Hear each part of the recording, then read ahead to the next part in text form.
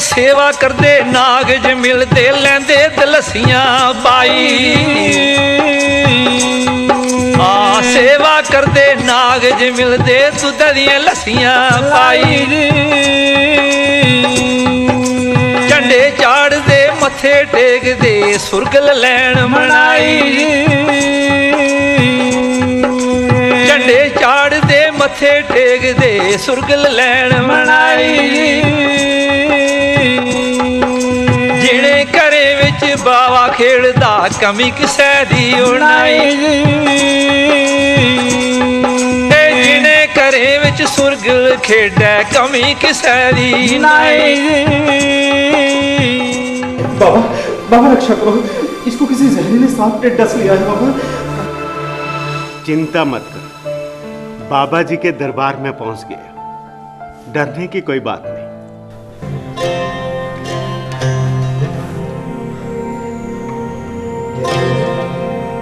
जय बाबा सुरगल जी।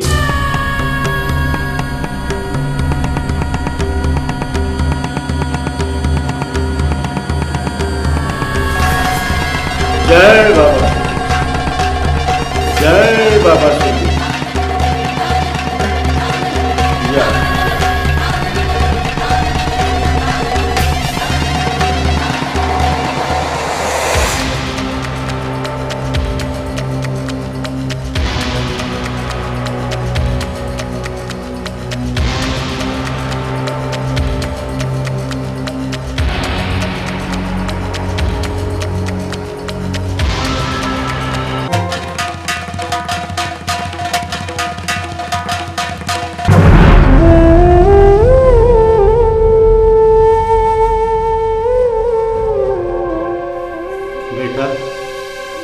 दर्द में कुछ फर्क पड़ा? हाँ बाबा।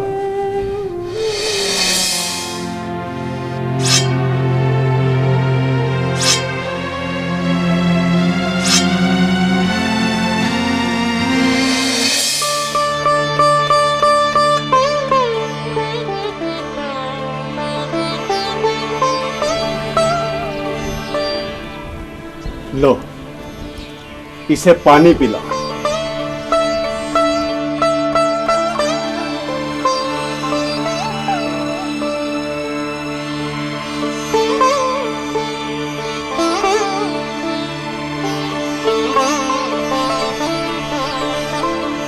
जाओ बच्चा, बाबा सुरगल की कृपा तुम पर हमेशा बनी रहे। धन्यवाद बाबा, धन्यवाद, आपने मुझे बचा लिया बाबा। मैंने तुम्हारी जान नहीं बचाई, तुम्हारी जान तो बाबा सुरगल जी ने बचाई है। उन्हीं का धन्यवाद करो और उन्हीं का आशीर्वाद प्राप्त करो। जी बाबा, अब मैं जीवन भर न केवल उनकी भक्ति करूंगा, बल्कि मैं अपने आप को उनको अर्पण कर दूंगा, क्योंकि ये जीवन अब उन्हीं का दिया हुआ है बाबा। बहुत अच्छे विचार हैं तुम्हारे। बाबा जी, क्या मैं इस स्थान के बारे में और बाबा सुरगल जी के बारे में कुछ जान सकता हूँ? क्यों नहीं बेटा, ये स्थान लोगों को जीवन देने वाला है और बाबा सुरगल जी ने जन्म ही जन कल्याण के लिए लिया था। तो क्या आप बताएंगे कि उनका जन्म कब और कहां हुआ? क्यों नहीं बच्चा, इस गाथा को सुनाना और सुनना दोनों पुण्य कार्य। जो लोग इस गाथा को मन चित्त लगाकर सुनते हैं, बाबा जी उनका कल्याण करते हैं। तो सुनाइए ना बाबा, आज मैं नया जीवन पाकर इस कथा को अवश्य सुनना चाहूंगा। ये एक पुरानी और लंबी कथा है। तो सुनाइए ना बाबा, बाबा सुरगल देव जी की कथा सुनाकर हमें धन्य कीजिए। तो सुनो, इस धरती पर कभी वासुकीनाग जी महाराज राज किया करते थे। यूं तो उनके पास किसी प्रकार की कोई कमी नहीं थी, ना धन दौलत की, ना वैभव की। प्रजा भी खुशहाल थी। कमी थी तो बस एक चीज की, औलाद की। औलाद की? वैसे तो उनकी 6 रानियां थी, किंतु बच्चे की किलकारियां सुनने की कामना पूरी ना हो पाई। फिर क्या हुआ बाबा जी? फिर क्या, महाराज वासुकी जी सदैव उदास रहते। कई प्रयत्न करने के बाद भी जब उनके संतान प्राप्ति नहीं हुई तो वो निराश और चिंतित रहने लगे। महाराज, ऐसी क्या बात है? आप जब भी अकेले होते हैं बहुत उदास होते हैं। जी मंत्री जी, जब भी मैं अकेला होता हूं मेरा चित्त अशांत होता है। आप ऐसा क्यों कह रहे हैं? आपका चित्त अशांत क्यों होता है? क्या कारण है महाराज? कारण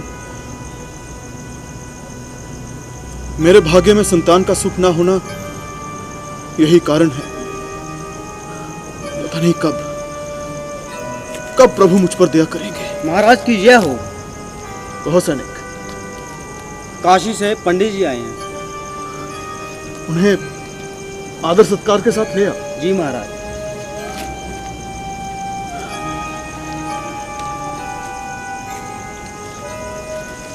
पंडित जी आप, प्रणाम। आयुष्मान भव। आप धन्य हैं राजन। बस आपसे मिलने को मन चाहा, सीधा काशी से आपको मिलने के लिए चला आया। तो कहिए पंडित जी, मैं किस तरह से आपका आदर सत्कार करूं? सत्कार तो प्रेम में होता है राजन। आप ये बताइए कि आपकी प्रजा कुशल मंगल से है ना? यूं तो सब कुछ कुशल मंगल है, केवल मेरे हृदय में ही नहीं। कारण? कारण कारण कारण वही संतान। ब्राह्मण देव, क्या मुझे कभी संतान सुख प्राप्त न होगा?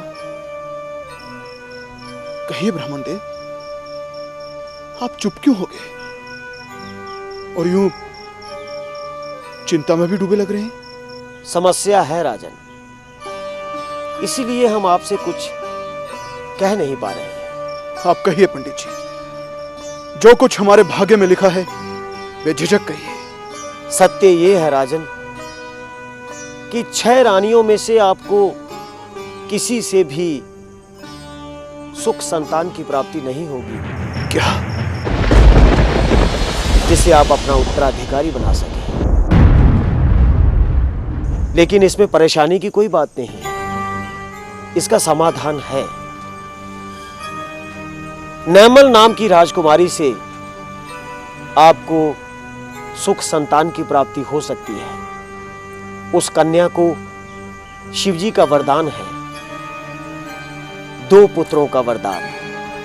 अगर आप उससे विवाह करेंगे तो आपको अवश्य सुख संतान की प्राप्ति होगी। वो कौन पंडित जी? समंदर पार एक देश है, वहां के राजा दिलीप की राजकुमारी नैमल, वो स्वयं एक घोर तपस्विनी है। शिवजी की कृपा से उसे 2 पुत्रों का वरदान है। 2 पुत्रों का? हाँ राजा, हमने गणना करके देखी है। आपको राजकुमारी नैमल से शिवजी के वर के अनुसार 2 पुत्रों की सुख प्राप्ति होगी, और इसके उपरांत आपको 6 रानियों से भी संतान की सुख प्राप्ति होगी। इसलिए आप उस सुलक्षण कन्या से विवाह करें। तो फिर क्या वासुकी जी ने नैमल देवी से विवाह कर लिया? हाँ। है ना रानी? समाचार ये है महाराज कि आपको जल्द ही आपका उत्तराधिकारी प्राप्त होने वाला है। उत्तराधिकारी? अर्थात हे प्रभु, हे भोलेनाथ, आपका बहुत बहुत धन्यवाद। नैमल, नैमल, तुमने मेरी वर्षों की इच्छा पूरी की है। शीघ्र ही तुम महारानी कहलाओ। हाँ। क्या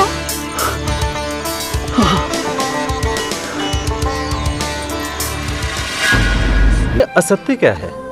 असत्य कुछ भी नहीं, किंतु पहले की 6 रानियां ये कैसे स्वीकार कर लेती कि सबसे छोटी रानी के पुत्र राजगद्दी संभाले और उनके पुत्र साधारण जिंदगी जी?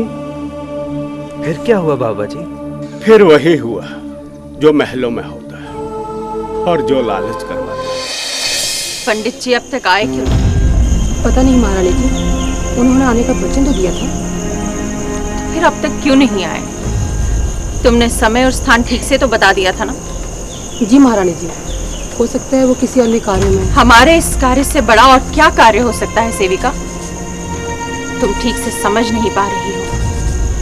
अगर एक बार महाराज के उत्तराधिकारी के नाम की घोषणा हो गई तो फिर उसे बदलना संभव नहीं होगा। लीजिए, पंडित जी आ गए। प्रणाम बड़ी रानी जी। प्रणाम। बड़ी महारानी जी, ऐसा कौन सा असंभव कार्य है जिसके लिए आपने मुझे इस समय इस स्थान पर उपस्थित होने के लिए कहा है? आप ज्ञानी पुरुष हैं पंडित जी। समय और स्थान के चयन को देखकर आप कार्य के महत्व को भी समझ ही चुके होंगे। संभवता नहीं रानी जी। तो हम ठीक से समझाते हैं। आप तो जानते ही हैं कि परंपरा अनुसार महाराज किसी भी पल सुरगल को अपना उत्तराधिकारी घोषित कर सकते हैं। आप ठीक कहते हैं बड़ी रानी जी। प्रजा भी तो इसी बात की प्रतीक्षा कर रही है। किंतु आप इस घोषणा को रोक भी सकते हैं। रोक ही नहीं, बदल भी सकते हैं पंडित जी। मैं रोक सकता हूँ? मैं कुछ समझा नहीं बड़ी रानी जी। हम जानते हैं कि ये बात आप इतनी आसानी से नहीं समझ सकते, इसलिए हमने उस विधि का भी प्रबंध कर दिया है जिससे ये बात आप आसानी से समझ सकें। सेविका,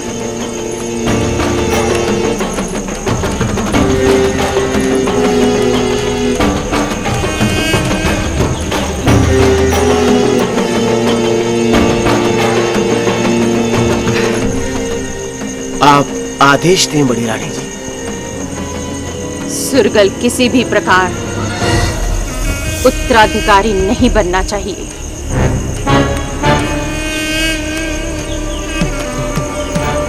वैसा ही होगा रानी जी जैसा आप चाहती हैं। मैं सब समझ गया, सब समझ गया मैं। अब मैं चलता हूं।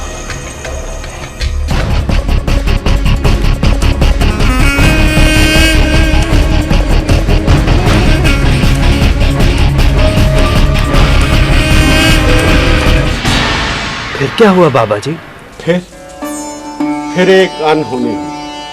पंडित प्यूली ने लालच में आकर एक योजना बनाई जिसके अनुसार बाबा सुरगल, तलन और उनकी माता नैमल देवी को महल छोड़कर जाना पड़ा।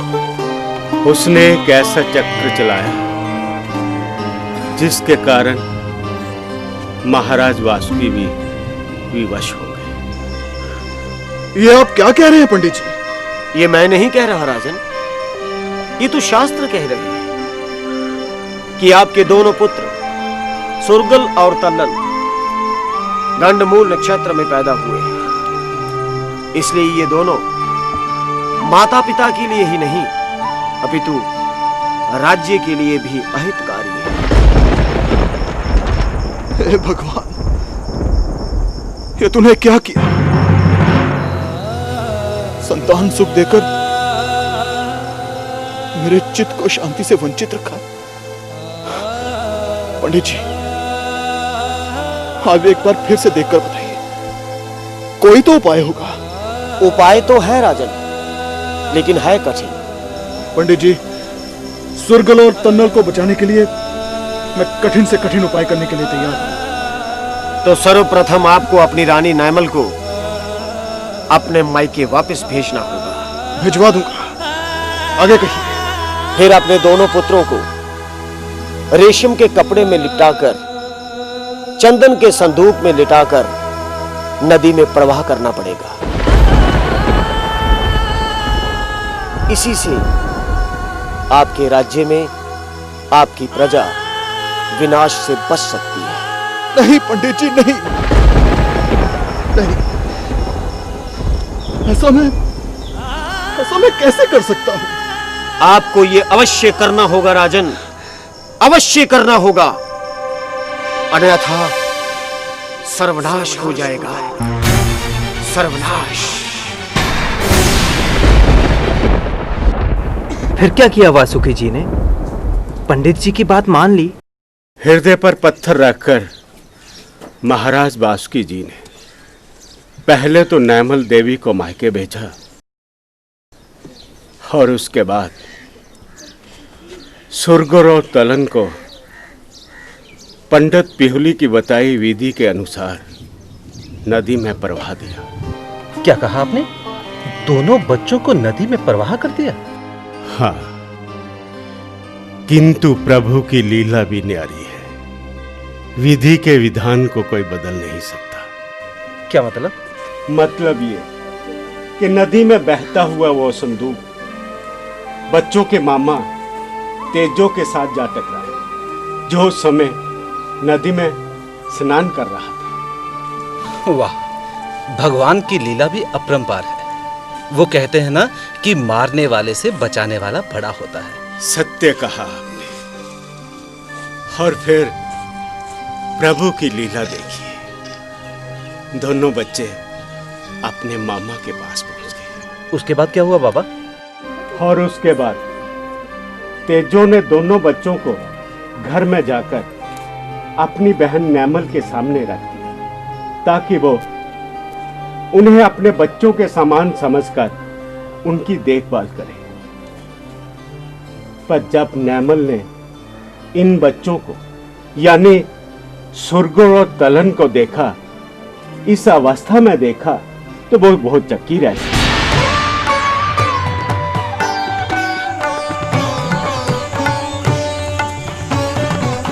देखा बहन, कुदरत का करिश्मा। आज मुझे नदी में नहाते हुए संदूक में तैरते हुए ये दो बच्चे मिले। किसके हैं ये बच्चे? कौन है इनकी निर्दयी माँ?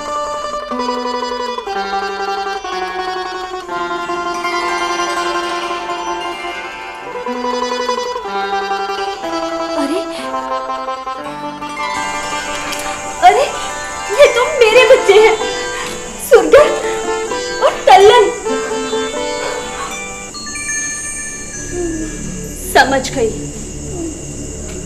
ये किसी ने षड्यंत्र रचा है मेरे विरुद्ध।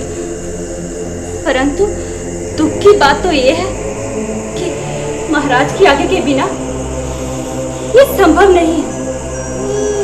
अर्थात मेरे साथ धोखा। अच्छा, तो ये बात है। तू घबरा मत बहन, मैं आज ही जाता हूँ और जीजा श्री से मिलकर आऊंगा। नहीं, इस षड्यंत्र से पर्दा तो मैं ही उठाऊंगी। मैं महाराज को इस बात के लिए विवश कर दूंगी कि वो अपने पुत्रों को लौटने का संदेश भेजें। मैं आज से ही अपना तप आरंभ करूंगी और अपनी मां होने का कर्तव्य पूरी निष्ठा से निभाऊंगी। और इस तरह रानी नैमल ने बच्चों के पालन पोषण के साथ साथ भगवान शिव की आराधना भी शुरू कर दी। 12 वर्ष बीत गए। अब सुरगुर और तलन युवावस्था में प्रवेश करने लगे। तो क्या इतने वर्षों तक महाराज वासुकी जी को अपने बच्चों का ध्यान नहीं आया? आया, किंतु पंडित पियुली की बताई उस भयानक भविष्यवाणी की कल्पना करके चुप रहे। बच्चों और नैमल रानी की याद आने पर भी वो चुप रहते। हाँ, उनका मन अशांत और दुखी रहता। उसके बाद क्या हुआ बाबा? क्या रानी नैमल का प्रण पूरा हुआ? क्या महाराज ने अपने दोनों पुत्रों को वापस बुला लिया? वो भी बताता, बस धैर्य से सुनते जाओ। हम तो वही सुनने के लिए बैठे हैं बाबा। वो क्या है कि जैसे जैसे बाबा सुरगल देव की कथा आगे बढ़ती जा रही है, हमारी अधीरता वैसे वैसे कम होती जा रही है। हाँ हाँ बाबा जी, आप ये अनुपम कथा हमें बिना रुके सुनाएं। ठीक है, तो फिर सुनिए। इधर रानी नैमल का कठोर तप और बच्चों का पालन पोषण भगवान शिव की कृपा से सुचारू रूप से चल रहा था। बच्चों का शांत और मधुर स्वभाव लोगों में लोकप्रिय हो चुका था और उधर महाराज वासुकी के राज्य में जल की कमी होने के कारण उन्होंने अपने सभी पुत्रों को आज के जम्मू क्षेत्र में जल लाने के लिए कहा। अच्छा, तभी जम्मू क्षेत्र में अनेक प्रकार की छोटी बड़ी नदियां विद्यमान हैं। हाँ, बिल्कुल ठीक। किंतु इतनी जल धाराएं होने के कारण एक अन्य प्रकार की समस्या आ खड़ी हुई, जिससे मानव जाति की हानि होने लगी। मानव जाति की हानि होने लगी? वो कैसे बाबा? जल धाराओं के कारण सर्पों की संख्या बढ़ गई। उनके दंश से मनुष्य मरने लगे। चारों ओर त्राही त्राही मच गई। लोग भयभीत हो गए। अच्छा? हाँ, और शीघ्र ही ये समाचार चारों ओर फैल गया। ये क्या हो रहा है मंत्री जी? इस तरह तो समस्त मानव जाति इस धरती से लोप हो जाएगी। इसका उपाय करना होगा महाराज। महाराज की जय हो, महाराज की जय हो। बोलो सैनिक, क्या समाचार लाया? क्षमा करें महाराज, पुनः दुखद समाचार ही लाया हूं। अभेदान दे दिया। अब बताओ क्या समाचार है? आज भी राज्य में सर्पदंश के कारण 100 से अधिक व्यक्ति की मृत्यु हो गई है महाराज। क्या? 100 से अधिक व्यक्ति? सैनिक तुम जाओ। महाराज कुछ करिए, नहीं तो सब नष्ट हो जाएगा। क्या करें? अब क्या करें? मुझे कुछ सोचना पड़ेगा। मंत्री जी, आप महल में जाइए। ठीक है महाराज।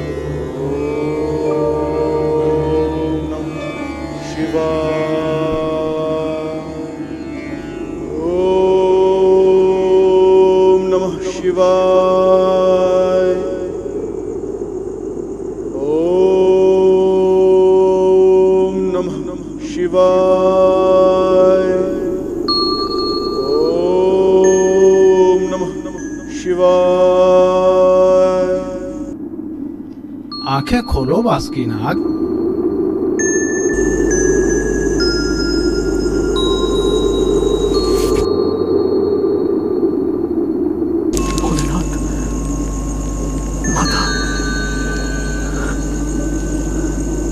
क्या बात है वासुकी, चिंतित लग रहे हो? कहो, किस कारण हमें याद किया? हे प्रभु, आप भला क्या नहीं जानते? जिस सर्प जाति को आपने अपनी रक्षा हेतु दांत और विष दिए थे, आज वही सर्प जाति अपने विष का दुरुपयोग कर रही है और समस्त मानव जाति को क्षति पहुंचा रही है। हमें सब पता है वासुकी। तो फिर प्रभु कोई उपाय तो होगा, अन्यथा सर्वनाश हो जाएगा। उसका उपाय तो तुम्हारे ही पास है वासुकी। मेरे पास? ये आप क्या कह रहे हैं प्रभु? मानव जाति के इस सर्पदंश से तुम्हारा पुत्र सुरगल ही केवल बचा सकता है। मैं ही मूर्ख और दुष्ट था। इस बात को भूल जाओ और शीघ्र ही सुरगल को संदेश भेजो। जो आज्ञा माता, जो आज्ञा प्रभु। मुझे इस कार्य में सफल होने का वरदान दे प्रभु। तथास्तु।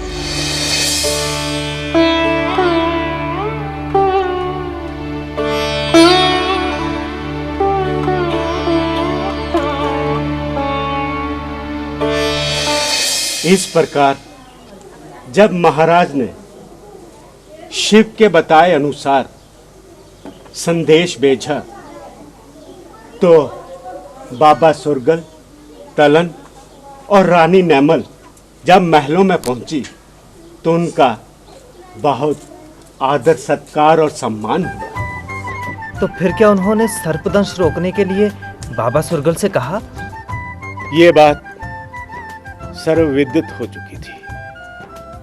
प्रजा इसी क्षण की प्रतीक्षा कर रही थी। इसलिए जब महाराज वासुकी जी ने बाबा सुरगल जी को बुलाया तो सबसे पहले भगवान शिव का वचन ही उन्हें सुना।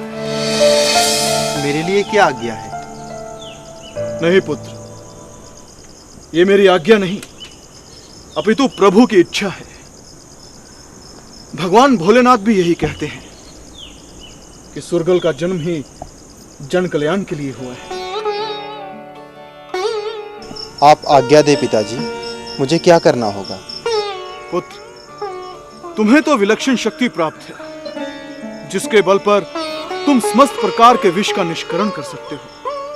बस उसी का उपयोग करना है। अर्थात सर्पदंश से पीड़ित व्यक्ति को जीवन दान देना। जो तुम्हारी शरण में आए उसे दंश से मुक्ति दिलाकर जीवन देना है। जैसी आपकी आज्ञा पिताश्री, मुझे आशीर्वाद दीजिए कि मैं इस पुण्य काम में सफल हो जाऊं। पुत्र सुरगल, तुम्हें तो संपूर्ण नागकुल और भगवान भोलेनाथ का आशीर्वाद प्राप्त है, इसलिए तुम इस कार्य में अवश्य सफल होगे। अब जाओ, मेरा आशीर्वाद हर पग पर तुम्हारे साथ है। जाओ।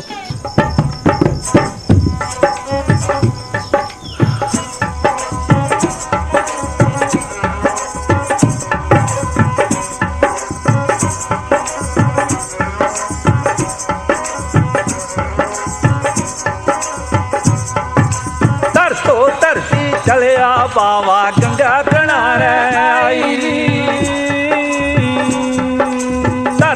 धरती चलिया बाबा गंगा किनारे आई।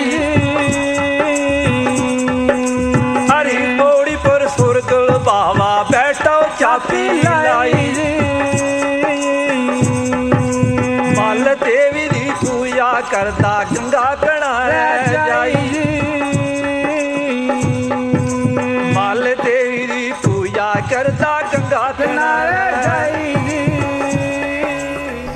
हे सुरगल देव,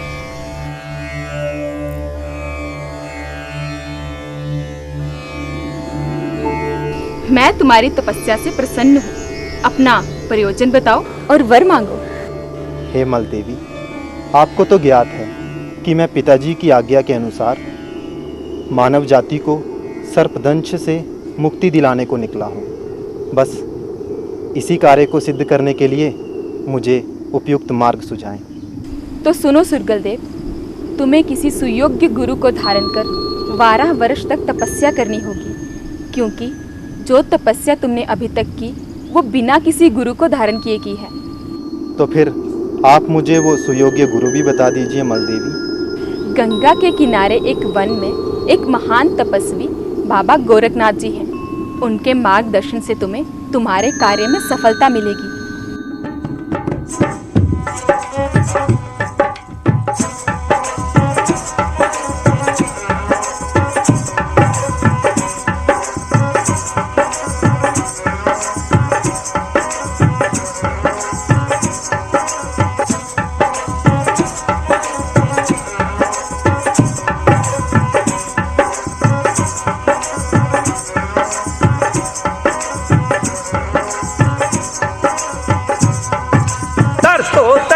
चलिया बाबा गंगा किनारे आई।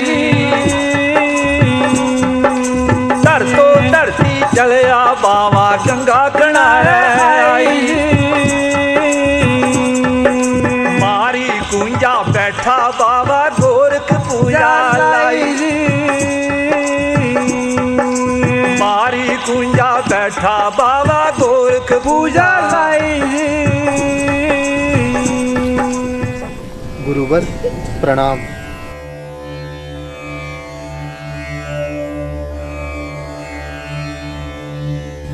आओ बाबा सुरगल, आपको तो भगवान शिव का आशीर्वाद प्राप्त है,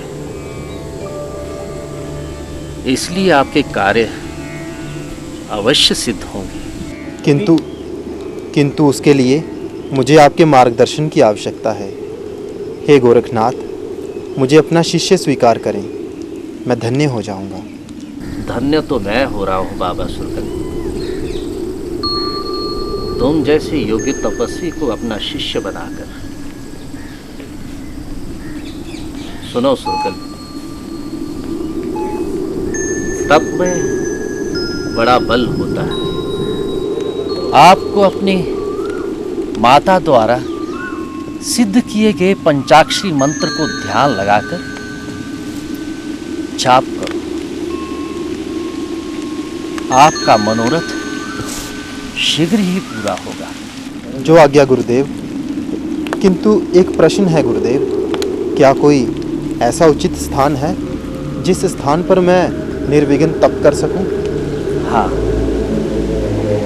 बच्चा ठेठ क्षेत्र में जहां आपके भाई तल्लन का राज है, एक वनस्थली जिसका नाम स्वांखा है, वहां मेरा एक शिष्य है, सिद्ध गौरिया। तुम उसी के संग समाधि लो,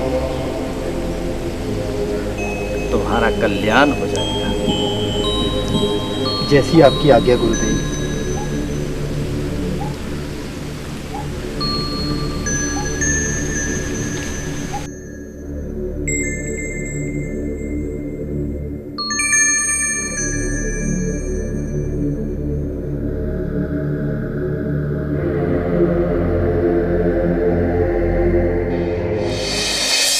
अच्छा, तो इस तरह बाबा जी स्वांखा पहुंचे। हाँ, और फिर बाबा सिद्ध गौरिया जी के साथ बैठकर तपस्या शुरू कर दी और दोनों वर्षों तपस्या में लीन रहे। दोनों के शरीर के चौगिर्द बांबिया बन गए। अच्छा, फिर क्या हुआ बाबा? और फिर एक दिन माता मल की प्रेरणा से राजा मंडलीक और कालीवी वहां से गुजरे तो बाबा सिद्ध गौरिया और बाबा सुरगल जी की तपस्या संपन्न हुई और उसके बाद वो दोनों हरिद्वार चले गए। माता मल को साक्षी मानकर दोनों में मित्रता हुई, पगड़ियां बदली, एक दूसरे का मुंह मीठा करवाया और उसके बाद इन दोनों ने माता मल को अपनी धर्म की बहन बनाया। फिर क्या हुआ बाबा? उन्होंने अपना कार्य किस प्रकार से शुरू किया? बाबा सुरगल कुछ समय उपरांत गिद्दड़पुर गांव में पहुंचे और वहां पर उन्होंने अपनी धुनी रमा दी। पास ही वन में एक हीरू नाम का राजपूत युवक अपनी गायें भैंसे चराने आता था और एक दिन उसे सांप ने डस लिया।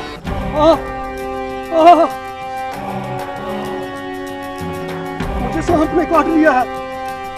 कोई है? कोई है? अब मैं नहीं बचूंगा। कोई है?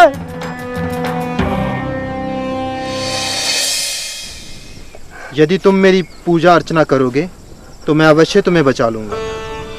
तुम बिल्कुल ठीक हो जाओगे। कौन हो आप? कौन हो आप? मैं सुरगल हूं।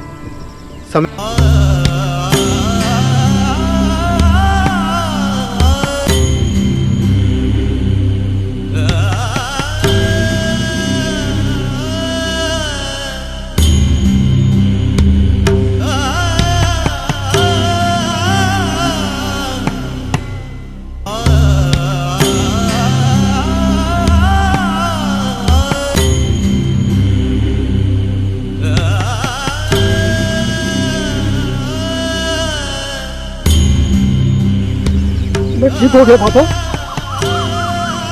मैं ठीक हो गया बाबा। आपने मेरा सारा दर्द दूर कर दिया बाबा। आपने मेरे सर्पदंश को भी बचा लिया। मेरे लिए कोई सेवा बताएं बाबा, मैं आपकी क्या सेवा कर सकता हूँ? हमारी दूध पीने की इच्छा है, जाओ अपनी भैंसों का दूध लेके। ये भैंसें बिन ब्याही है, ये दूध नहीं देती बाबा। किसी भी भैंस के नीचे बैठ जाना और दूध दूह लेना, गुरु गोरखनाथ कृपा करेंगे। हीरू ने ऐसा ही किया। जिस भैंस का दूध धोने लगा उसके थनों में दूध उतरा। दूध धोने के बाद उसने बाबा जी को पिलाया और उनके पांव पकड़कर पूछा, बाबा इस गांव के लोग धर्म कर्म से कोसों दूर हैं, वो इन बातों को नहीं मानते। इसीलिए मैंने इसी गांव को चुना है। मैं इसी गांव से अपना कार्य शुरू करूंगा। बाबा जी ये लोग बेहद विद्रोही हैं। इन लोगों को नाग पूजा की ओर लगाना बेहद कठिन काम सिद्ध होगा। कहीं आपका अपमान न हो जाए बाबा जी। इन्हें समझाना मेरा काम है। तुम मेरे नाम का झंडा अपने घर के ऊपर गाड़ दो और मेरी पूजा अर्चना जल्द से जल्द शुरू कर दो। मैंने तुम्हारे दर पर अलख जगा दी है। जैसे जैसे धरती के ऊपर सर्पदंश बढ़ते जाएंगे, वैसे वैसे लोग तुम्हारे पास आएंगे। तुम झाड़े से उनका विष निकालते जाना। शक्ति मेरी होगी और भक्ति तुम्हारी। मेरा यशगान करोगे तो तुम्हारा भी यश दूर दूर तक फैलेगा। और इस तरह बाबा सुरगल जी की उस पुण्य कार्य की प्रसिद्धि दूर दूर तक पहुंची। सांप काटने पर लोग बाबा जी के स्थान पर आते, इससे मुक्ति पाते और उनका गुणगान गाते हुए चले जाते। तो क्या वो एक ही स्थान था जहां लोगों को सर्पदंश से मुक्ति मिलती है? नहीं, कालांतर में जब गांव-गांव में बाबा जी की भक्ति होने लगी तो उनके आशीर्वाद से अनेक को गांव में उनके स्थान स्थापित हो गए। बाबा सुरगल की कृपा से हमारा भी ये स्थान जन कल्याण के लिए स्थापित हुआ है। वाह वाह, कितना कल्याणकारी जीवन था बाबा सुरगल देव जी का। गुरु गोरखनाथ जी ने ठीक ही कहा था कि उनका जन्म मानव जाति के कल्याण के लिए ही हुआ है। उन्होंने ना ही सर्पों और नागों को किसी प्रकार की हानि होने दी और ना ही मनुष्यों को। अपनी शक्ति के बल पर सभी की रक्षा की। वाह, तभी तो दुनिया नतमस्तक होती है उनके आगे। तो भक्तों बोलो बाबा सुरगल जी की जय। यही अमर कथा है बाबा सुरगल जी की जो मैंने कही। तो एक बार फिर बोलो बाबा सुरगल जी की जय। तन माता नावला जिड़ी ऐ सुरगल दी माई रे। तन माता नावला जिड़ी ऐ सुरगल दी माई रे। बाबा सुरगल दी कार कुलो को सोने मने खने लाई रे। धन शिव जी महाराज जिस नागल विच पाई धन शिव जी महाराज जिस नागल विच पाई जेड़ा सुरगल दी करगी सेवा कमी किसे दी नहीं। जेड़ा सुरगल दी करगी ओ सेवा कमी किसे दी नहीं। मन जन साली ने बावे दी कारक गाई। कलाम मंडन साली ने बावे दी कारक गाई जी।